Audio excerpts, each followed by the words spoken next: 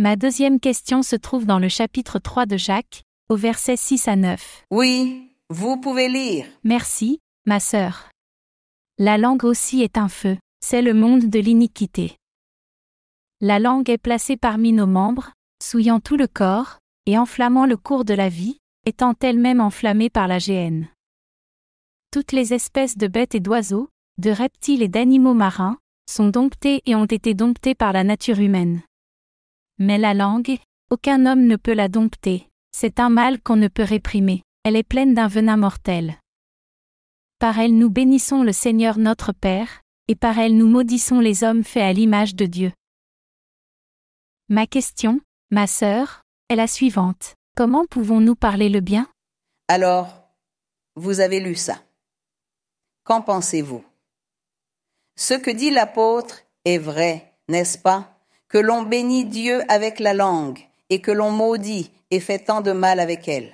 Il attire l'attention sur la parole de l'être humain. Et il a tout à fait raison de dire cela.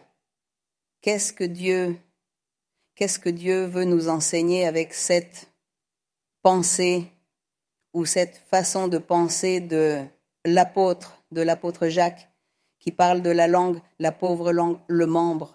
Bien sûr, cette langue et ce membre sont utilisés pour le bien et pour le mal. C'est pourquoi dans les guerres entre pays, qui est-ce? Eh bien la langue. Pourquoi un chef d'État donne l'ordre à un autre, envoie les missiles pour détruire l'autre pays? Il a parlé, n'est-ce pas? Et c'est la langue qui a dit cela pour détruire.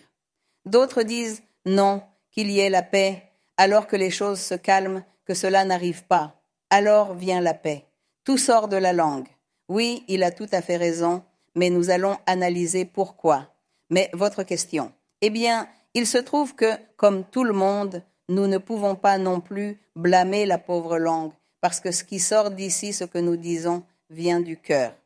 C'est dans le cœur que se trouve tout ce qui est bon, tout ce qui est mauvais chez un être.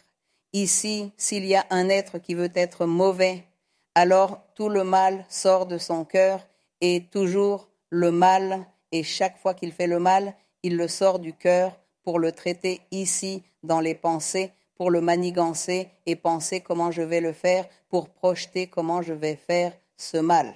Alors, le mal sort du cœur, arrive aux pensées pour le traiter, qui est le laboratoire, dit-on. Et je crois que oui. Et de là, alors il passe à la langue, parce que ce qui est ici, s'il n'y a pas de langue dans une bouche, alors il ne peut rien faire. Alors, il utilise la langue pour cela, pour donner les ordres, prendre les décisions, bonnes, mauvaises, comme il se doit. Nous utilisons notre langue pour parler, mais nous devons savoir l'utiliser pour dire ce qui est bon, pour faire ce qui est bon, pour plaire à Dieu, pour chanter à Dieu. Nous utilisons notre bouche pour nous nourrir, mais nous voulons toujours faire les choses bien, mais qu'il n'y ait pas de mal dans notre cœur, car alors nous serions incirconcis.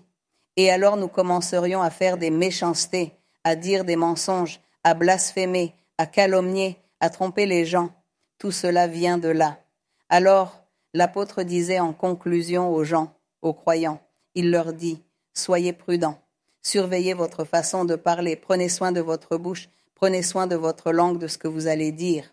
Avant de parler, réfléchissez bien à ce que vous allez dire, pour ne pas offenser, pour ne détruire personne, pour ne pas vous attirer un problème. Ne vous impliquez pas dans un problème grave. Pensez d'abord à ce que vous allez dire, à ce que vous allez dire. Si vous voyez que cela, dans vos pensées, comme vous traitez tout ce qui est sorti d'ici, alors pensez d'abord avant d'ouvrir la bouche et de parler, parce que la pauvre langue est celle qui a tout à perdre, n'est-ce pas? Celui-là a parlé, et voilà tout le mal. Celui-là s'est condamné. Ah non, celui-là s'est sauvé parce qu'il a été astucieux. L'autre non, il s'est condamné lui-même par sa maladresse. Alors, c'est ce que l'apôtre voulait dire ici de la langue, que ce n'est pas seulement la langue qui travaille, mais c'est vraiment le cœur, les mauvaises intentions, et qu'il faut être prudent, sage et soigneux lorsque nous allons prononcer des paroles, que ce soit toujours pour le bien, pour ce qui est juste, pour plaire à Dieu, et pour rendre heureux nos semblables aussi.